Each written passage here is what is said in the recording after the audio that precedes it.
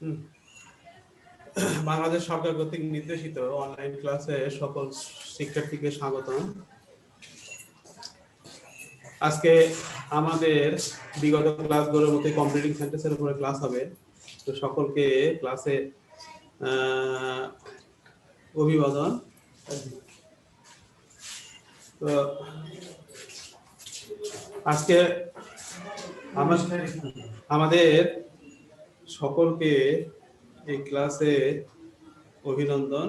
আজকে আমরা যথারীতি আমাদের কম্পিউটিং সেন্টেন্সের বিগত ক্লাসে আমরা ইনকমপ্লিট ছিল ক্লাসটা, আরো আমাদের আলোচনার বিষয় আছে অন্তর্ভুক্ত, সেইগুলো বিষয় নিয়ে আমরা কথা বলবো। আজকে আমরা কম্পিউটিং সেন্টেন্সের উপরে সামনের দিকে কথা বলবো।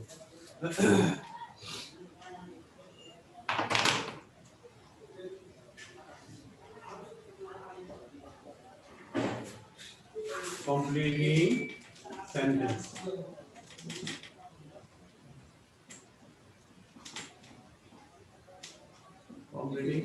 আমাদের গতদিনে আলোচনা হতে আটকে গেছিল, সেটা হচ্ছে হার্টবিট ডট ডট ওয়েন, অথবা হার্টবিট পরিবর্তে স্কিয়ার্স।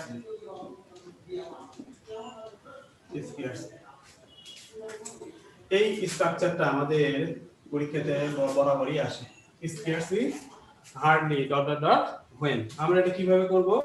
এটার স্ট্রাকচার হচ্ছে scarcely oblique hardly plus had plus subject plus verb PP মানে পাস্ট পার্টিসিপল প্লাস অবজেক্ট অথবা complement plus when plus clause, অর্থাৎ সাবজেক্ট প্লাস ভার্ব হবে পাস্ট ইনডিফিনিট টেন্সে। এটা আমাদের মনে রাখতে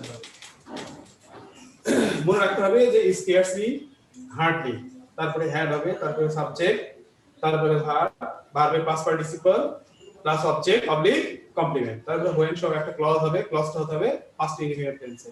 এর অর্থ হচ্ছে no sooner dot dot dot, আমরা দেয়ানের উপরে একটা স্ট্রাকচার করেছিলাম, একই অর্থ প্রকাশ করবে। অর্থাৎ আমরা একটা উদাহরণ লিখি, তাহলে অর্থটা কি হবে আমরা জানতে পারবো।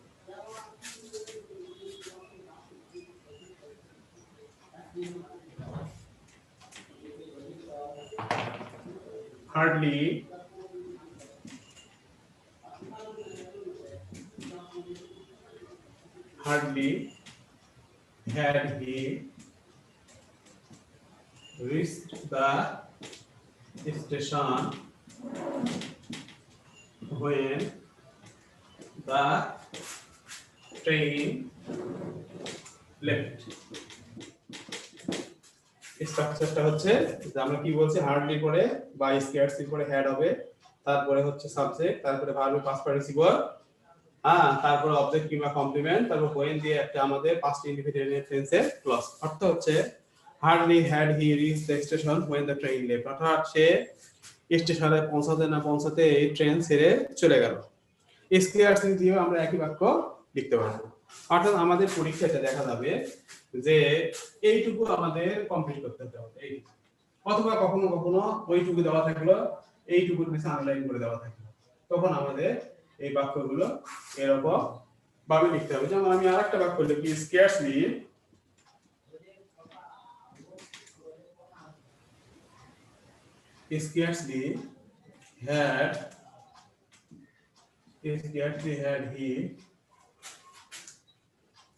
had he gone to college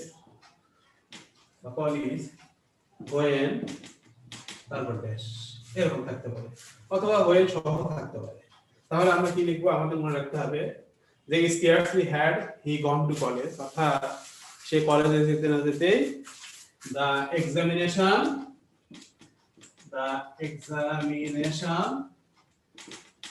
began।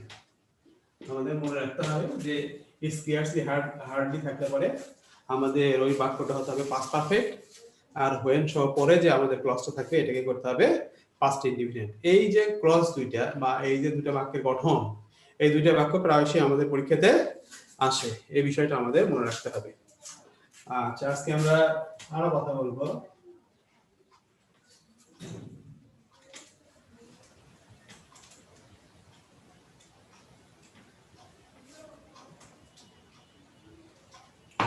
আজকে কথা বলবো টিল, টিল, আনটিল। একটা হচ্ছে টিল শব্দের অর্থ হচ্ছে পর্যন্ত, আর আনটিল শব্দের অর্থ হচ্ছে পর্যন্ত না বা না পর্যন্ত। পর্যন্ত না অথবা না পর্যন্ত। এর নিয়ম হচ্ছে প্রথম ক্লজ প্লাস দ্বিতীয় ক্লজ অ্যাকুইটেন্স হবে। কি হবে? অ্যাকুইটেন্স হবে।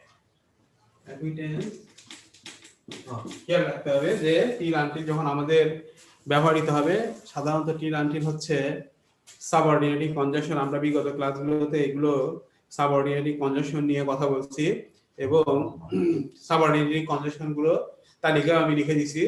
তো যারা ক্লাসে উপস্থিত ছিল তারা এই বিষয়গুলো জানতে পারছে। তো টিল আনটিল হচ্ছে সাবঅর্ডিনেটিং কনজাংশন, এইটা বাক্যের দুই ক্লজের মাঝখানে ব্যবহৃত হয় এবং মাঝখানে ব্যবহৃত হলে আমাদের প্রথম অংশ যদি পাস্ট টেন্সে থাকে তাহলে পরের অংশ পাস্ট টেন্স, আর প্রথম অংশ যদি বা প্রথম ক্লজটা যদি আমাদের প্রেজেন্ট টেন্সে থাকে তাহলে পরের অংশ প্রেজেন্ট টেন্সে হবে। আমরা উদাহরণ লিখি। অর্থাৎ টিল মানে পর্যন্ত, অর্থাৎ এটা হচ্ছে অ্যাফার্মেটিভ বাক্য বোঝায়, আর আনটিল মানে হচ্ছে নেগেটিভ বাক্য বোঝায়। আমরা উদাহরণ লিখব, উদাহরণ লিখলে আমাদের ধারণাটা পরিষ্কার হয়ে যাবে। যেমন wait hair,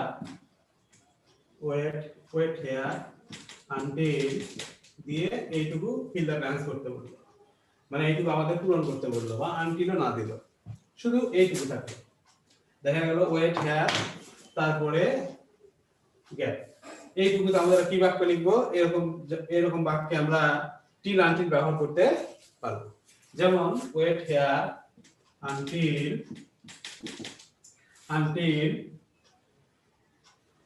I come back. Until I come back. অর্থাৎ অপেক্ষা করো আমি না ফিরে আসা পর্যন্ত। অর্থাৎ আনটিল শব্দের অর্থ হচ্ছে না পর্যন্ত। এইভাবে আমরা বাক্য লিখতে পারবো। আমাদের এখানে কাম ব্যাকটা, কাম হচ্ছে প্রেজেন্ট ইনডিফিনিট টেন্স অর্থাৎ প্রেজেন্ট ফর্ম, আর ওয়েট হিয়ার এটা হচ্ছে একটা ইম্পারেটিভ সেন্টেন্স, এখানে ওয়েটটাও প্রেজেন্ট ফর্ম। আমরা এইখানে যে টেন্স করব আনটিল বা টিলের পরে ওই একই বাক্য লিখব। যেমন আমরা আরো লিখতে পারি, সেটা হচ্ছে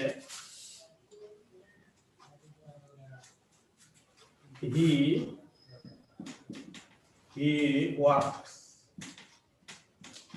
সে কাজ করে, till he gets tired।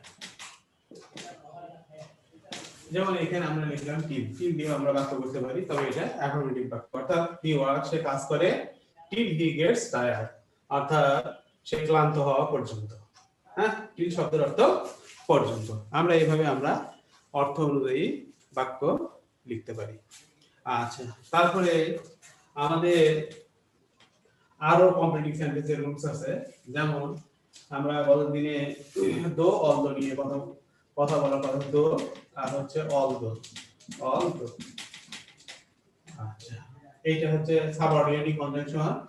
দো এর পরে যা হয় পরেরটা তার উল্টা হয়, কিন্তু আমরা এটা গত দিনে আলোচনা করছি। কিন্তু এইটার একটা আমাদের সিম্পল সেন্টেন্স করা যায়। সিম্পল সেন্টেন্স হয় কিভাবে? সেটা হচ্ছে দো অল দো একটা সেন্স আছে, সেটা হচ্ছে in spite of, in spite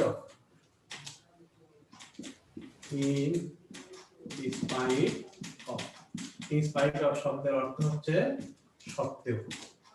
আমরা in spite of দিয়ে সিম্পল সেন্টেন্স করতে পারি, কিন্তু in spite of দিয়ে কোনো কোনো সময় আমাদের বাক্য থাকতে পারে, এই বাক্য আমাদের কমপ্লিটিং আসতে পারে।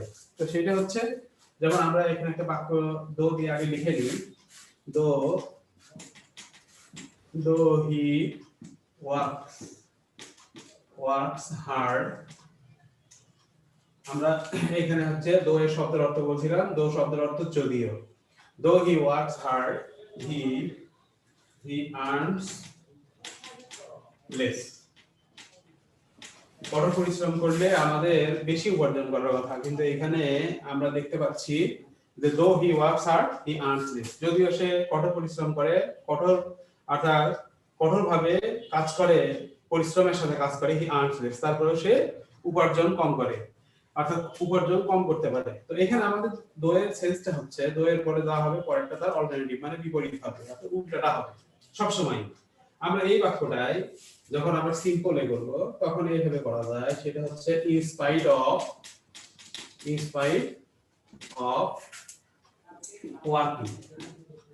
ওয়ার্কিং হার্ড, এটা সিম্পল হয়ে গেল। এরকম দিয়ে দেখা গেল যে এইটুকু কমপ্লিট করতে বলবো আমাদেরকে, তখন আমাদের এইভাবে করা যাবে। সেটা হচ্ছে ইন স্পাইট অফ থাকলে পরেরটা যা হবে পরেরটা তার পরেরটা উল্টা হবে, বা ইন স্পাইট অফ এর পরে সাধারণত জি এন্ড বা ভার্বের আইএনজি ফর্ম হয়। ভার্ব যদি থাকে তারপরে আইএনজি ফর্ম হয়। এরপরে যে ধারণাটা থাকবে সেই ধারণারই বিপরীত একটা বাক্য আমাদেরকে কমপ্লিটিং এ ইউজ করতে হবে। In spite of working hard, যেমন হি আর্নস লেস, একই কথা, হি আর্নস লেস।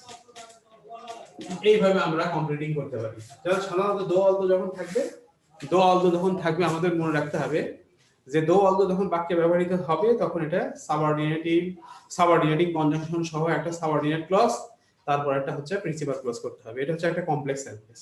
কিন্তু কোনো কোনো সময় এই দো এর ধারণা দিয়ে ইনস্পাইট অফ থাকতে পারে, আবার ইনস্পাইট অফ এর জায়গায় ডেসপাইট থাকতে পারে। ডেসপাইট, এই ডেসপাইট শব্দের অর্থ একই অর্থ, DESPITE। ডেসপাইট শব্দের অর্থ হচ্ছে সত্ত্বেও। সাধারণত ডেসপাইট এর পরে অফ হয় না, আর ইনস্পাইট অফ এর পরে অফ হয়, এই জিনিসটা আমাদের মনে রাখতে হবে। তো আমাদের খেয়াল রাখতে হবে যে দো অলদোর পরে যে ক্লজটা থাকবে পরেরটা তার উল্টা হবে ইনস্পাইট অফ বা ডেসপাইট এর পরে, অর্থাৎ এটা সিম্পল সেন্টেন্সে ব্যবহার করতে হয়। অর্থাৎ যখন আমরা ট্রান্সফরমেশন করব সিম্পল থেকে কমপ্লেক্স, এইটা আমাদের খুবই মনে রাখাটা জরুরি।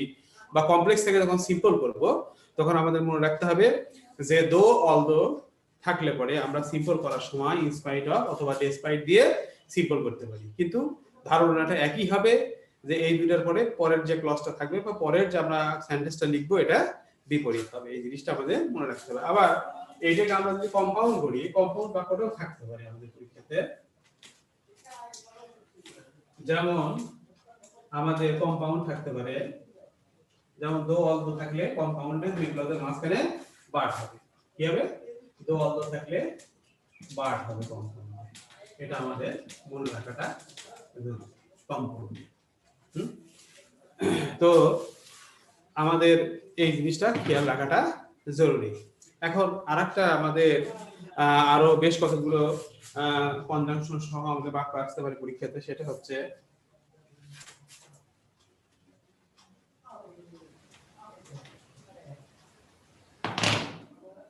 যেমন ওয়েদার অন, এই বাক্যের স্ট্রাকচারটা আমাদের জানা জরুরি। আরেকটা আছে আমাদের আইদার বা ইদার অর, আরেকটা হচ্ছে নিদার নট। ঠিক আছে, এইগুলো বাংলা হচ্ছে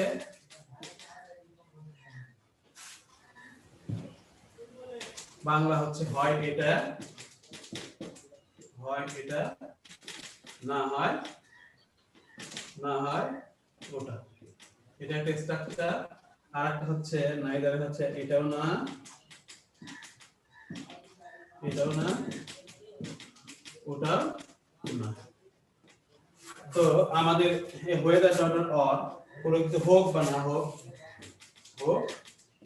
বা না হোক, এরকম সেন্স প্রকাশ করে ওয়েদার ডট অর। তো আমাদের এই সমস্ত সাধারণত কোরিলেটিভ কনজাংশন বলা হয় এগুলোকে। আমি এই কনজাংশনগুলো নিয়ে কথা বলছি এর আগে। Whether dot or, either dot or, আর neither dot not. Either dot or এর নাইদার ডট নটটা হচ্ছে নেগেটিভ। সাধারণত এইগুলো আমাদের কোনো বাক্য যখন আমরা কম্পাউন্ড করব সাধারণত মনে রাখতে হবে আমাদের যে weather dot or, either dot or, তারপরে নেগেটিভ হচ্ছে নাইদার ডট ডট নট। এগুলো যখন আমরা কোরিলেটিভ কনজাংশন ব্যবহার করব তখন এগুলো হচ্ছে আমাদের কম্পাউন্ড সেন্টেন্স হবে। তো এইগুলো যখন আমরা ব্যবহার করব তখন আমাদের মনে রাখতে হবে যে আইদারের পরে যে ক্লজটা থাকবে এই ক্লজটা যে টেন্সে হবে অরের পরে একই টেন্স হবে, ওয়েদারের ক্ষেত্রেও তাই। তবে এগুলোর উদাহরণ দেখলেই আমরা বুঝতে পারবো যে এগুলো কিভাবে বাক্যের ভিতরে ব্যবহৃত হয়।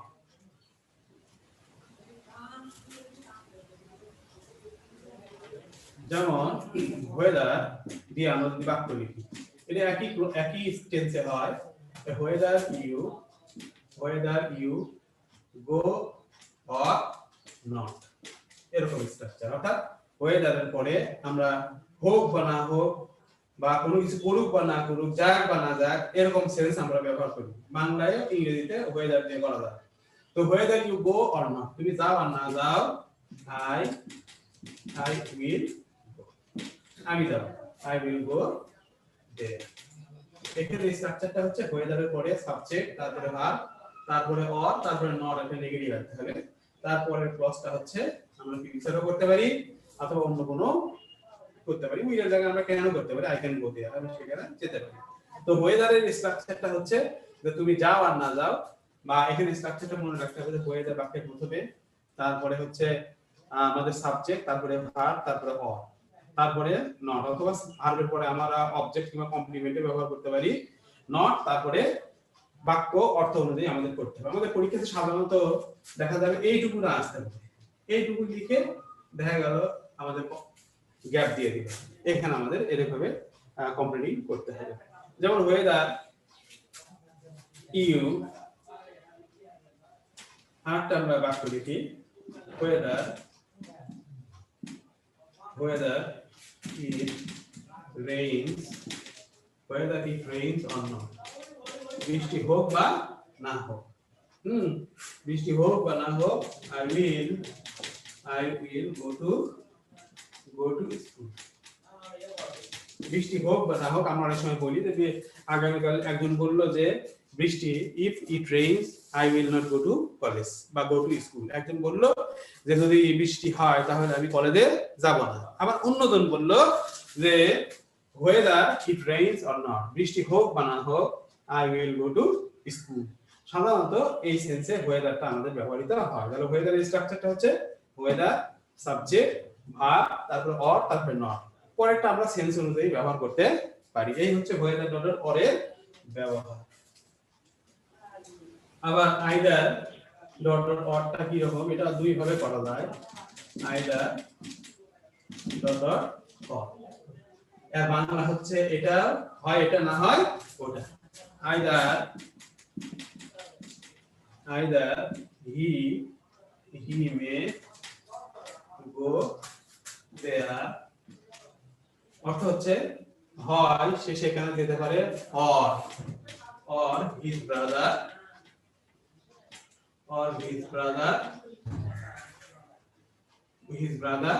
may go, অর্থ হচ্ছে হয় সে যেতে পারে সেখানে, না হলে তার ভাই সেখানে যেতে পারে।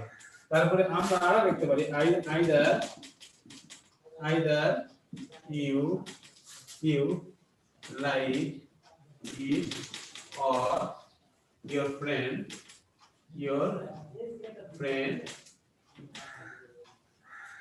হয় তোমার বন্ধু এটা পছন্দ করতে পারে, or your friend likes it, হয় তুমি এটা পছন্দ করো অথবা তোমার বন্ধু এটা পছন্দ করে। তো তাহলে আমাদের লিখতে হবে যে আইদার এর পরে হচ্ছে একটা ক্লজ, আইদার এর পরে একটা ক্লজ, অর এর পরে আরেকটা ক্লজ। এখানে মনে রাখতে হবে যে either plus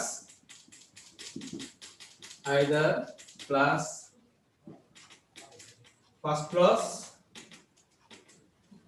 plus or plus second clause, এই দুইটা ক্লজই হচ্ছে আমাদের মনে রাখতে হবে যে একই টেন্সে আমরা ব্যবহার করতে পারি।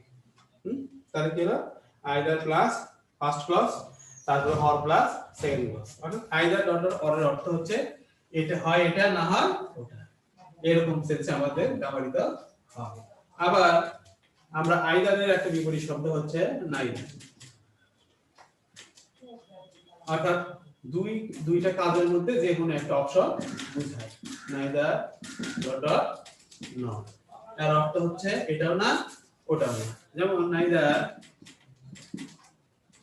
neither he was present there or his friend was present এখানে খেয়াল রাখতে হবে যে neither এর পরে একটা প্রথম ক্লজ তারপরে নর এখানে অর না নর হবে নর তাহলে আমাদের খেয়াল রাখতে হবে যে neither প্লাস প্রথম ক্লজ নর প্লাস দ্বিতীয় ক্লজ আবার এটা আরেকভাবে করা যায় neither আরেকভাবে এটা থাকতে পারে neither বা neither রহিম nor করিম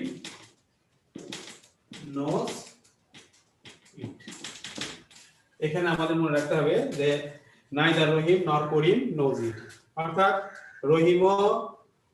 রহিম করিম কেউই এটা জানে না আমরা এরকম বাক্য আমরা লিখি যে রহিম এবং রহিমও জানে না করিমও জানে না অর্থাৎ আমাদের মনে রাখতে হবে যে আবার যদি এখানে আমরা যদি লিখি যে either Rahim or Karim knows it এখানে দুটো সেন্স আমাদের মনে রাখতে হবে যে neither এর পরে আমরা যে পার্টস অফ স্পিচ করব নর এর পরে আমরা সেই পার্টস অফ স্পিচ করতে পারি অথবা এখানে প্রোনাউন ইউজ করতে পারি অর্থাৎ মনে রাখতে হবে যে neither প্লাস নাউন নর প্লাস নাউন অথবা neither প্লাস নাউন নর প্লাস প্রোনাউন হতে পারে আবার neither প্লাস বা either প্লাস অ্যাডজেক্টিভ হতে পারে আবার নর প্লাস বা অর প্লাস অ্যাডজেক্টিভ হতে পারে সমজাতীয় পার্টস অফ স্পিচকে either ডট ডট অর অথবা neither ডট ডট নট যুক্ত করতে পারে অর্থাৎ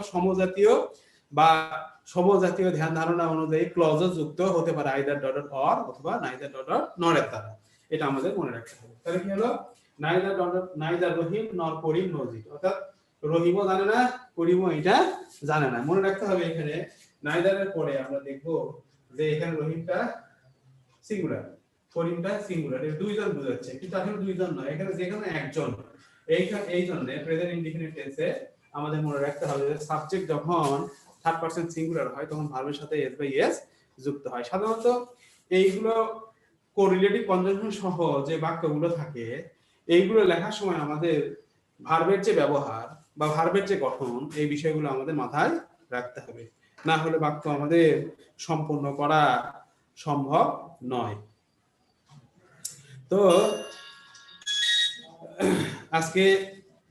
আজকে আমাদের ক্লাস এ পর্যন্তই তো আগামী দিনে আমাদের কমপ্লিটিং সেন্টেন্সের ক্লাস আজকে আমরা এই পর্যন্ত শেষ করব আগামী দিনে আমরা শুরু করব হচ্ছে ট্রান্সফরমেশন গ্রামারের একটা খুব গুরুত্বপূর্ণ অংশ ট্রান্সফরমেশনের মাধ্যমে আমরা অনেক কতগুলো গ্রামার নিজে সলভ করতে পারবো যদি আমরা ট্রান্সফরমেশনটা খুব ভালো পারি যেমন ট্রান্সফরমেশনটা যদি আমরা করতে পারি তাহলে কমপ্লিটিং সেন্টেন্স সহজ তারপরে আমাদের বিশেষ করে হচ্ছে আমাদের বেশ কতগুলো ফিল দ্য ব্ল্যাঙ্কস আছে রাইট ফর্ম অফ ভার্বস আছে এইগুলো আমরা মানে খুব পরিচ্ছন্নভাবে বা শুদ্ধভাবে করতে পারবো যদি আমরা ট্রান্সফরমেশনটা খুব ভালোভাবে বুঝতে পারি এবং করতে পারি তো আজকের মতো সবাইকে ধন্যবাদ আগামী ক্লাসে আমরা আমাদের আলোচনার বিষয় থাকবে ট্রান্সফরমেশন অফ সেন্টেন্সেস এইখানে আমাদের 5 মার্কস আছে আমাদের এই 5 মার্ক অর্জন করা খুব সহজ তো সকলের সুস্বাস্থ্য কামনা করে এবং সকলের দীর্ঘায়ু কামনা করে মহান আল্লাহ তাআলার কাছে শুকরিয়া জ্ঞাপন করে আলহামদুলিল্লাহ